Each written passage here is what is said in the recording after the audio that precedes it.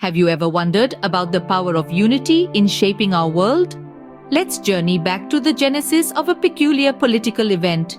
In the year 2024, a dramatic twist of events unfolded in the Zimbabwean political sphere. The International Parliamentary Union, a global organization fostering dialogue and understanding between nations, flexed its muscles. Jacob Mudenda, the then Speaker of Parliament, found himself under the spotlight.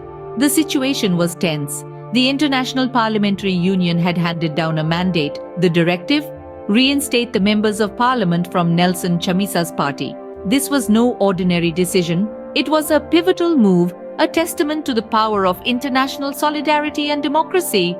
The International Parliamentary Union, representing parliaments from around the globe, was making a bold statement. The order came, and Jacob Mudenda was in the hot seat. As the Speaker of Parliament, the decision fell on his shoulders. Would he uphold the mandate of the International Parliamentary Union, or would he defy it? The tension reached its peak, and then the decision. In compliance with the International Parliamentary Union's directive, Jacob Mudenda reinstated Chamisa's MPs.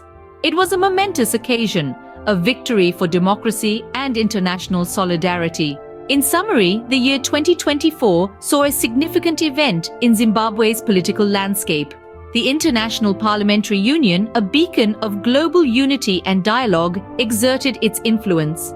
Jacob Mudenda, the Speaker of Parliament, was forced to reinstate the MPs from Nelson Chamisa's party. This event serves as a reminder of the power of unity and the importance of democracy. When nations stand together, they can influence change even in the most challenging of circumstances. This, dear listeners, is the power of unity in action.